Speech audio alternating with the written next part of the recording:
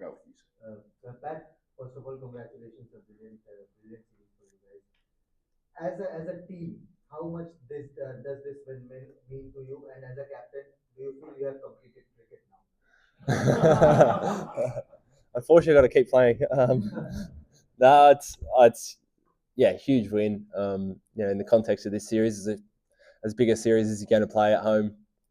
Felt like it was kind of seesawing throughout the whole series. So to finish it, 3-1 to hold the trophy is amazing feeling. And then I think the extra layer is now securing a spot in the World Test Championship final, which was always a huge goal for us, in this cycle. And we've done it. So really satisfied. I will stay on this side, Rod, and then we'll come over. Patrick, just wanted to ask you, we've had numerous duels with Virat Kohli, on-field duels with Virat Kohli over the years. Possibly his last test series in Australia.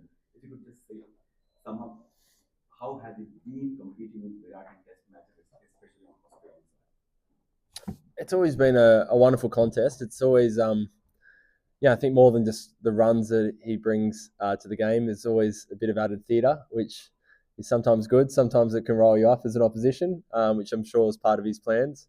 So it's if we don't get another chance, it's going to be a shame. Always really enjoyed playing with him. He's been one of the star batters for the last decade or so. So if you get his wicket, it goes a long way to winning a game. So it'd be sad if it's his last series. I always enjoyed playing against him.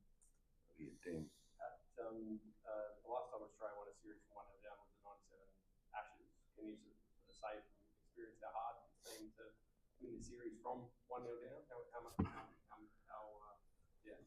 it was? I think being a 5 Test match series it helps, but as you saw with the Gabbies, do start thinking anything can happen. And then MCG goes down the last hour. You do feel like you might play really well and not have a series win to show for it. I think as well when you start a series behind, a lot of things get questioned. Things fairly and unfairly. But again, I think it shows a strength of the group to kind of stay strong. Know that we weren't at our best, but we can be better.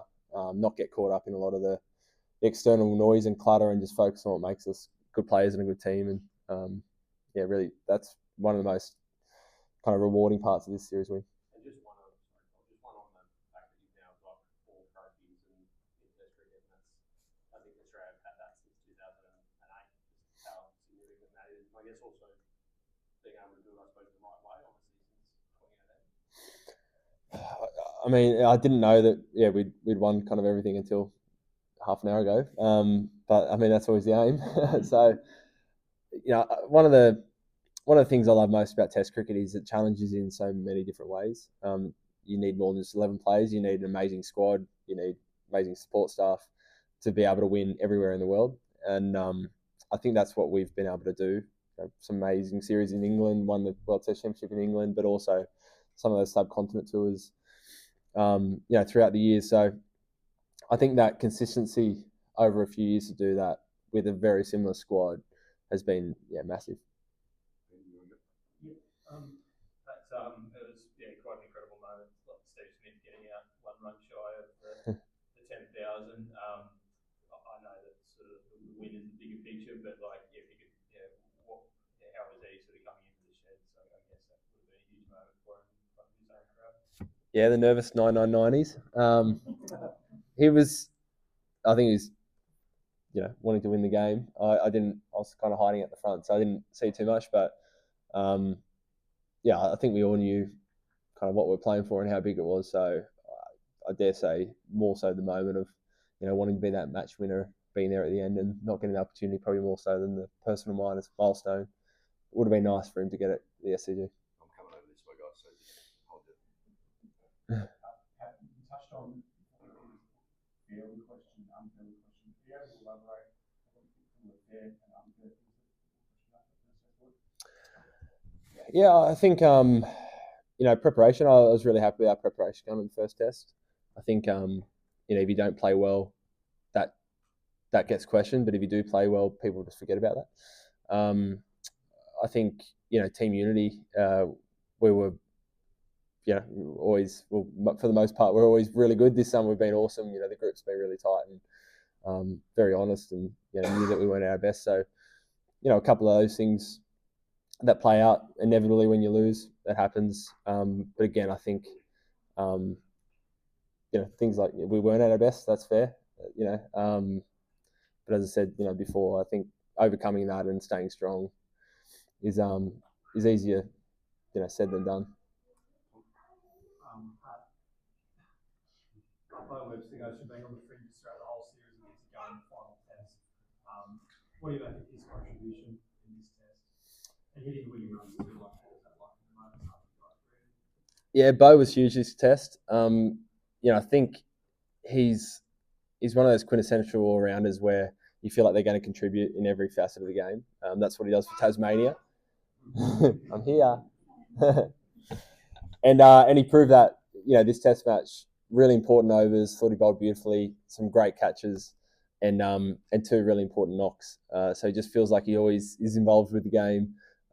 He couldn't have had a better debut. I think he is right beside Scotty as player of the match. Pat, congratulations. I just want to ask you, can you just tell us that what happened after that third test? What changed? Because off the field there were a lot of things written about you, your team, the form of the players, Manas, everyone. There were a lot of questions about off field and on field things. What happened? Because after that you guys were always ahead. We know Brisbane where Brisbane was going if it was a full game. So can you talk us through that? What happened afterwards? I think more importantly, it's what you don't change. Of course, after a loss like that, you reassess where you're at. But we're really happy with how most of the guys were going. Thought we had a bad week, but thought our game plans, methods, selection, all that was pretty much where we wanted it to be. But maybe our execution was a little bit off. So as you said, each individual kind of had a few things to work on. Marnus worked so hard and wanted to change the way he wanted to approach the game. For us bowlers, maybe a little bit execution as well as maybe some slight bowling changes once you've had a look at the opposition. But, I think you can very easily panic in those situations, change a lot. I think it's more important to realise we're still number one in the world. We're a very good team. Stay strong.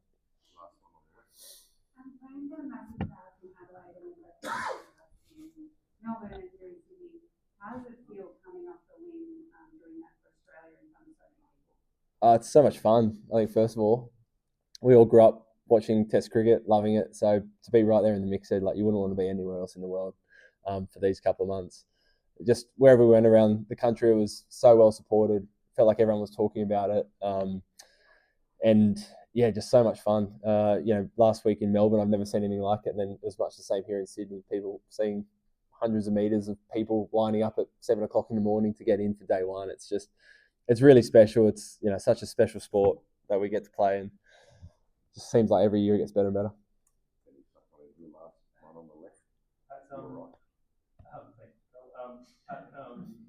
Anthony Gold sort of said last night that he was disappointed with the way that the Indian players sort of got around in Santosh's face after day one.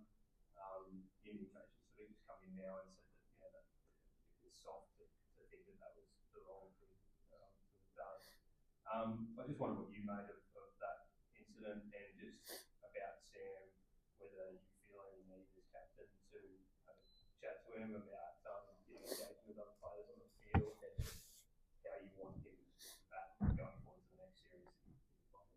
Yeah, I think first of all, obviously ICC and Annie Pycroft set the rules and set the punishments. We saw that in Melbourne with Virat, 20%. That's what they thought. So it doesn't really matter what we think.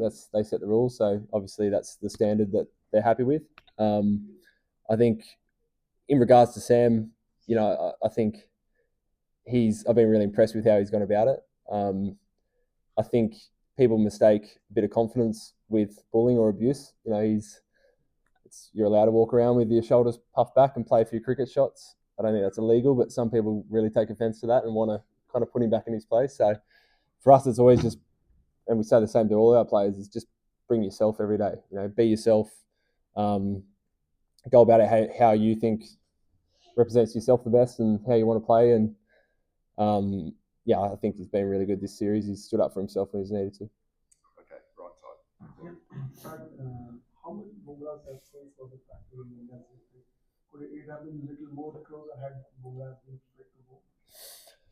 I mean, yeah, going off the rest of the series, you'd say so. Every time he bowled, he seemed to have an impact and took some key wickets. So, yeah, no doubt that helped our chase a little bit. And just in terms of your versus obviously the wickets are there, but to be able to contribute with the lower order runs, which could potentially have been series changers. This Melbourne idea. How rewarding has it been for you to be? It's been really rewarding. I think over the last few years, how you bowl to the opposition tail and how we as a tail bat can really decide. Have decided a lot of test matches. So we put a big emphasis on that coming in. We wanted some really clear plans when we were batting, but also when we were bowling. And fortunately, I think just about all of us who got a chance in the tail at different parts made it tough for the opposition and stuck and did an important partnership when needed. I'll work my way that way, guys. So I'll get to you. Pat, well done on the win. A lot has happened in the series in the opposite dressing room. You were surprised when Ashwin qualified, and now this test, Rohit didn't turn up. He said that he's opting out of the game. A lot of damage has been inflicted to the opposition dressing room. So, what is your group's assessment of what's happening there? And were you surprised that Rohit didn't walk out for the toss? I think you're always surprised, when the captain kind of doesn't play. Same with Ashwin retiring. But honestly, it doesn't really affect us at all. You just turn up and you see who's going to be on the team sheet, and you play whoever 11 they put out there. So honestly, it's been very little conversation in our change room about what's going on there. Congratulations. You can see and hear a little bit, what a family unit this is. What does it mean to be able to share a win like this with your family and for the whole squad too? And I guess further to that as well, do you know what your Sri Lanka's all looks like, or if you're able to go across? Yeah, it's such a special time of the year. It starts with Melbourne, Christmas Day, and having all the families there on the MCG and being there for the Boxing Day test, and then we all come up to Sydney as a group. So I think it feels like, I don't know, there's so many kids running around at the moment. It's chaos, but it's great fun around the hotel. All the partners get on really well, and they have a lot of fun together as well. So they do sacrifice a lot. We travel in a busy year, can be close to 300 days on the road. So the family's very much part of what we do and sacrifice a lot. So sharing moments like today with them makes it extra special. In terms of Sri Lanka, we'll wait and see.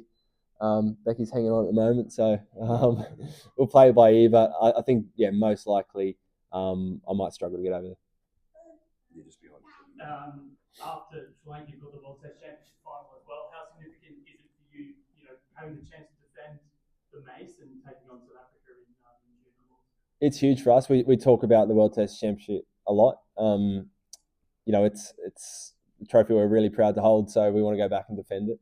Like we were saying before, I think it's a great tournament in that you've got to play well consistently and across all different conditions against different teams. And it's great to be there again, and can't wait to get over there.